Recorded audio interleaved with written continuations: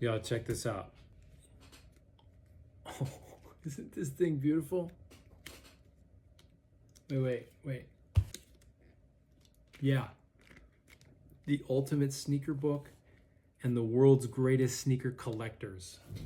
I mean, these things, heavy. Look at these beautiful books. Now, I'm not a sneakerhead, but I was just like, I need to have these books, partly because the publisher, Taschen, go to their website. There's just like a ton of these amazingly cool hardcover books.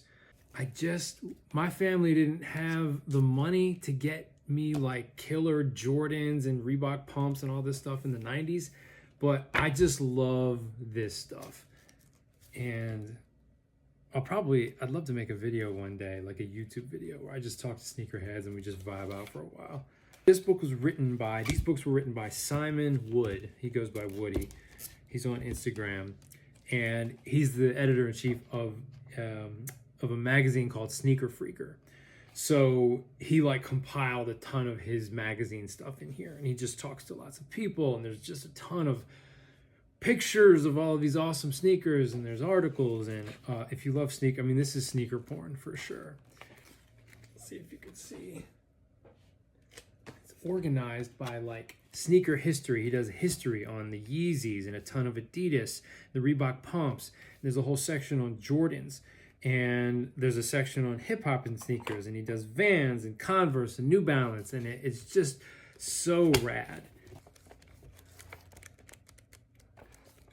I mean, the layout of this thing too is awesome.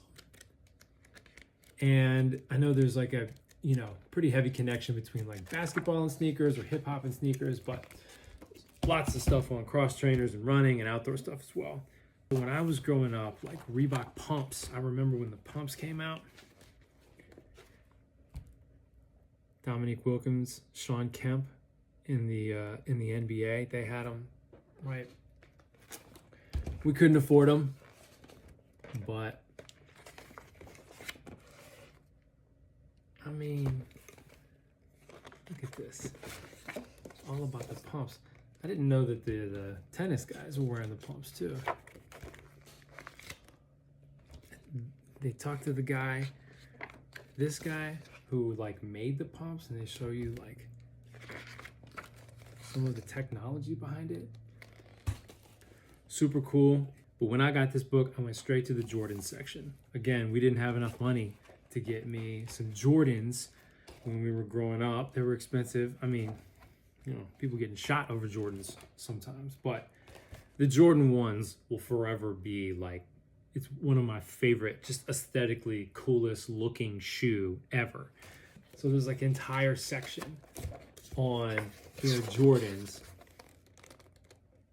from 1 all the way up to 14, I think. 13 from Jordan 1s. And it just goes page by page. It talks about the Jordan 2, Jordan 3. You can see, track the history of it. So cool. The other thing I like about this book is that it talks about Starter. Y'all remember Starter? The Starter jackets from the 90s? The shiny ones? Again, expensive. We couldn't afford, retail starter jackets. I do remember I got a Chicago Bulls starter jacket, secondhand that I loved. Starter is not a shoe company, but it's still in the culture of this world. And I mean, look at this, y'all. I mean, if you grew up in the 90s and you were at all into sports, like look at this aesthetic. Just the way it looks is just like so 90s. To me. And Pony, do you remember Pony? Now this guy had to sell the company in 1986, but I think it talks about maybe there's a resurgence of this company. But I mean, it's sneaker history, it's sneaker culture, and these sort of look like the Jordans, but like these, so cool. This is so cool. I mean, it talks about Puma, like those low top Pumas. I have a pair, and we forget. I mean, I was born in '81, so I didn't forget. But basketball players were wearing these low top Pumas. Nowadays, I'm pretty sure no basketball player is wearing low top Pumas, but look, these basketball shoes. Clyde Frazier signed with Puma, wore these while he was playing basketball. Look at this.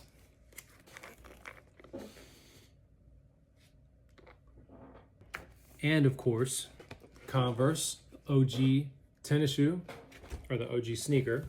So much of the features of the book are like 80s and 90s, right? But the Converse All-Star, the Chuck Taylor's, like, I think it was 1917 when it first came out.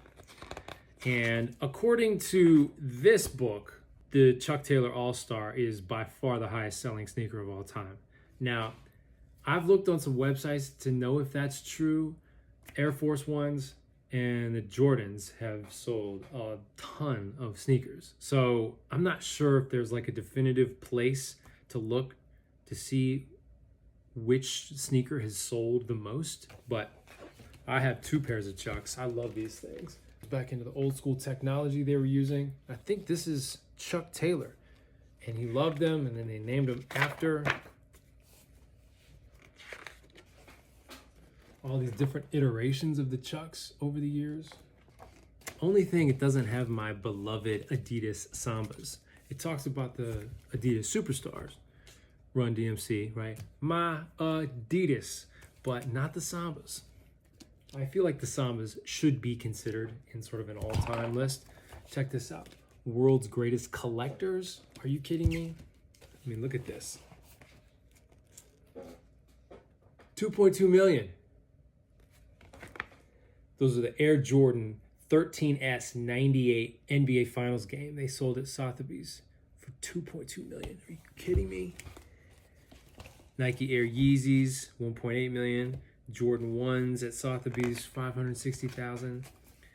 Yeah, and so this book obviously is about like the art of collecting sneakers.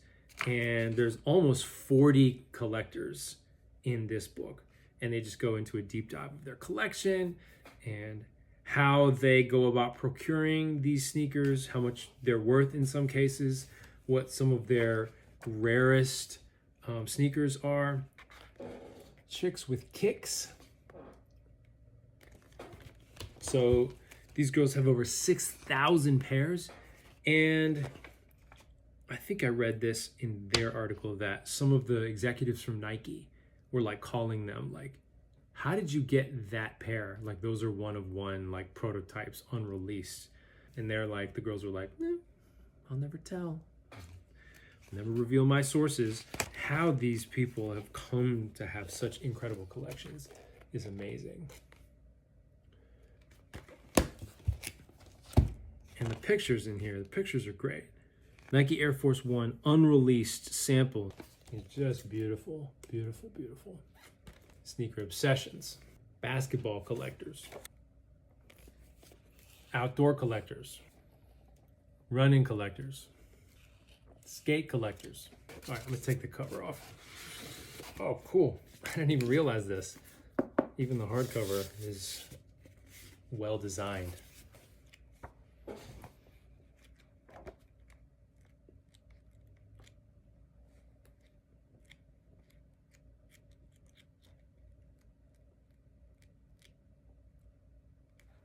Such high quality books. And I've learned a lot about collecting, and you know, I hope to interview some of these people one day and we'll just rap about it and maybe make a YouTube video about it. Anyway, thanks.